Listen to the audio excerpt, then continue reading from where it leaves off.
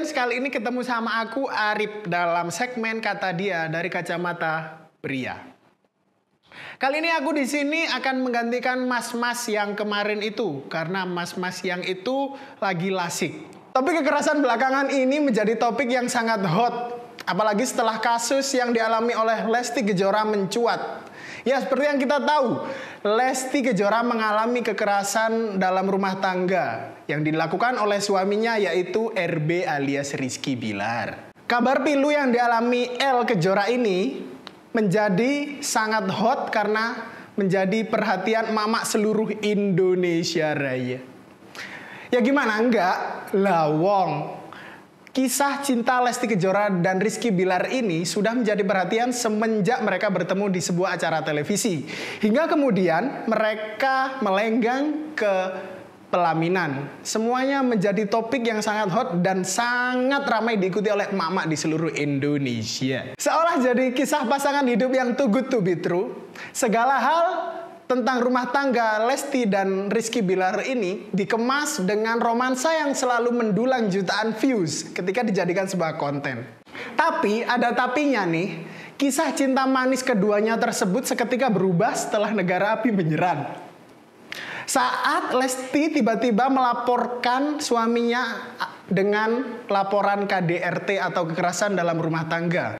Pada bulan September lalu, Lesti melaporkan sang suami ke polisi dengan catatan bahwasannya ia mengalami perawatan di rumah sakit lantaran dia dicekik dan dibanting. Bahkan yang sangat cukup mengejutkan adalah kerongkongannya sampai bergeser. Setelah melewati serangkaian proses, Rizky Bilar akhirnya ditetapkan menjadi tersangka dan resmi menggunakan baju tahanan berwarna orange. Tapi nih ada tapinya lagi.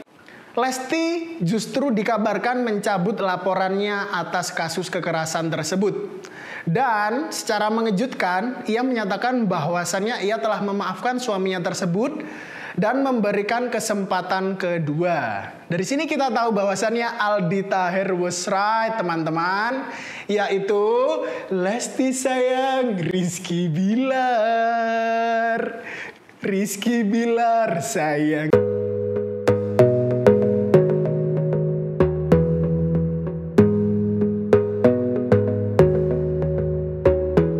Tak melulu menimpa pasangan yang sudah menikah. Sebelum Lesti mencuat dengan kasus KDRT yang ia alami, ada loh kasus kekerasan yang dialami oleh pasangan tapi masih belum menikah, yaitu dialami oleh seorang komika bernama Aldi Jadong. Dalam sebuah podcast, ia mengungkapkan bahwasannya ia dikepruk oleh mantan pacarnya. Jadi dia itu dikepruk helm oleh mantan pacarnya.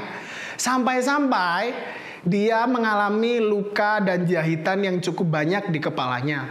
Nggak sampai situ. Tak puas memukul, mantan pacarnya tersebut memukul lagi Aldi dengan kepala charger. Lebih tepatnya mencambuk kali ya. Alasan dia melakukan hal tersebut adalah Aldi telat memberi kabar mantan pacarnya tersebut. Saat mengungkap tindak kekerasan tersebut, Aldi bahkan sampai sekarang masih trauma. Ia sangat trauma ketika dihadapkan dengan cewek-cewek yang bertipikal posesif. Pernah cerita, ceweknya saking posesifnya dia telat ngabarin, baru buka pintu, helm udah langsung datang ke kepalanya, bro. Deprak. Kasus selanjutnya masih mirip nih, yaitu dialami oleh mereka yang masih dalam tahap pacaran. Kasus ini diungkapkan oleh pelakunya bahkan. Jadi melalui akun TikToknya, ini nih videonya. Kalau gue boleh cerita, kalian bisa lihat tanggal 23 Juni tahun 2022 jam 2 pagi. Dia mengakui bahwasannya dirinya telah melakukan tindak kekerasan kepada pacarnya. Lebih tepatnya kepada mantan pacarnya. Menurut cerita dari video yang tadi itu, dia telah lagi-lagi mengepruk pacarnya dengan helm. Kemudian yang sedikit miris adalah ia bahkan menunjukkan bekas baju pacarnya yang masih bersimbah darah sebagai barang bukti bahwasannya ia telah melakukan tindakan kekerasan tersebut. Karena merasa bersalah, akhirnya si mbak-mbak ini nih, mbak-mbak TikTok ini mengaku bahwasannya dirinya telah melaporkan dirinya sendiri ke kantor polisi. Tapi laporannya tersebut ditolak oleh kepolisian. Dan di sisi lain, mantan pacarnya tersebut telah mengakhiri hubungan secara sepihak dan gak bisa dihubungi lagi. Menilik dari 3 kasus di atas, ada beberapa kesamaan dan perbedaan. Kesamaannya adalah masing-masing pelaku tadi adalah perempuan, yang mana ini juga menjadi bukti bahwasannya kekerasan bisa menimpa siapapun, baik itu laki-laki ataupun sebaliknya. Di Indonesia sendiri, kasus ini masuk ke dalam pidana delik aduan, yang mana kasus ini akan diproses ketika sang korban melaporkan apa yang telah dialami kepada pihak yang berwajib atau dalam hal ini adalah kepolisian. Tapi ketika sang pelapor ini memutuskan untuk mencabut laporannya, kasus ini akan ditutup. Ya seperti contoh yang dilakukan oleh Mbak LK tadi itu ya, Mbak Lesti Kejora. Lalu bagaimana dengan mereka yang masih berpacaran atau sepasang kekasih dan kemudian mengalami tindak kekerasan seperti yang kita bahas tadi? Kasusnya disebut dengan dating violence, yang merupakan upaya untuk mengendalikan orang lain atau dalam hal ini pasangan, ya untuk memberikan dominasi baik itu secara fisik, seksual ataupun psikologis.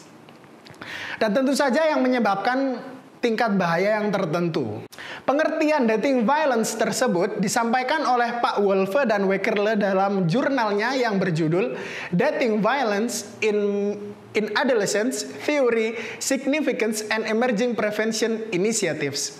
Dan pada dasarnya, segala bentuk kekerasan merupakan tindak pelanggaran HAM yang berat. Apalagi kalau sampai mencederai, bahkan menimbulkan penderitaan secara fisik yang pastinya sangat merugikan. Dan semestinya hal tersebut juga diproses secara hukum. Tapi pada 2 kasus yang kita sebutkan tadi, keduanya enggan melaporkan apa yang mereka alami ke kepolisian dan memilih untuk diam dan langsung memutuskan hubungannya tersebut. Ya mungkin kita semuanya masih ingat ya, pada akhir tahun lalu nih ada kasus serupa, yaitu yang menimpa mahasiswi yang berasal dari Malang yang bernama Novia Widiasari. Semoga dia tenang di alam sana. May she rest in peace. Yang bunuh diri usai mengalami kekerasan yang dilakukan oleh pacarnya yang merupakan anggota kepolisian. Pacar Mbak Novia ini kemudian dipecat sebagai polisi, tentu saja dengan tidak terhormat atas semua tindak kekerasan dan rentetan kasus yang telah ia lakukan. Sayangnya, proses hukum seperti ini dilakukan saat Mbak Novia sudah meregang nyawa. Bisa dibilang istilah dating violence ini sebenarnya masih belum lazim di telinga masyarakat kita. Makanya nggak heran kalau masih banyak korban yang enggan melapor atas kekerasan yang mereka alami. Nih, kalau menurut kalian Diazen, kalian memilih untuk lapor polisi atau memilih untuk diam dan meninggalkan hubungan tersebut dan tentunya nggak menjalin hubungan sama sekali. By the way, kalau balik ngobrolin kasus kekerasan dalam rumah tangga atau kekerasan yang menimpa public figure Mbak Lesti dan Mas Rizky Bilar tadi, masyarakat terbelah menjadi 2 kelompok. Ada mereka yang setuju dan ada mereka yang kontra. Mereka yang setuju atau mereka yang pro, maksudnya pro dengan keputusan Mbak Lesti ya, bukan pro dengan kekerasan, itu mereka berpendapat bahwasannya ya nggak apa-apa, yang namanya maaf itu masih ada kok, dan dia masih diberi kesempatan kedua untuk menjadi sosok yang lebih baik lagi. Kemudian mereka yang menentang atau mereka yang nggak setuju, mereka berpendapat bahwasannya apapun tindak kekerasan yang telah dilakukan, lebih-lebih dalam hidup rumah tangga, harusnya sebenarnya itu harus diproses secara hukum. Mbok iya, kalau ada apa-apa itu dibicarakan dengan baik-baik gitu loh. Tenaganya dihemat, Misalkan tenaganya dibuat untuk mengerjakan hal-hal lain yang bersifat positif. Misalnya nih, untuk membantu ibu memasak, merapikan tempat tidur, kerja bakti komplek, ya semuanya lah. Tindakan-tindakan positif yang ada di buku PPKN kelas 5A SD. Dan ini nih, coba posisikan dirimu sebagai orang yang menerima tindak kekerasan tersebut. Bayangkan betapa hancur dan kacaunya mereka. Mungkin luka mereka bisa sembuh, tapi ingatan mereka akan kekerasan yang sudah mereka alami akan tetap hidup. Ada satu istilah bijak tentang hubungan rumah tangga atau hubungan asmara. Istilah ini disampaikan oleh seseorang yang berasal dari Jawa Timur, tepatnya di Ponorogo. Dia berkata bahwasannya a bitter ending is better than an endless bitterness. Yang artinya adalah akhir yang pahit itu lebih baik daripada kepahitan yang tiada akhir. Karenanya setiap orang bisa mengambil keputusan untuk mengakhiri hubungan mereka yang sangat pahit. Lebih-lebih kalau hubungan itu ada bumbu-bumbu kekerasan. Dan menjadikannya sebagai pembelajaran. Tapi dengan beragam pertimbangan yang mereka miliki, dengan semua hal yang mereka alami, banyak juga yang terus memilih untuk hidup dalam hubungan tersebut. Nah, kalau kalian nih, Diazens, tim mana? Tim bitter ending atau choose to hold endless bitterness? Sekian untuk segmen Kata Dia kali ini. Jangan lupa untuk subscribe, nyalakan lonceng, like, komen, dan bagikan video ini sebanyak-banyaknya. Kalau kamu punya tema yang ingin dibahas, langsung saja caw ke kolom komen atau bisa langsung ke sosial media Diadona ID. Adios.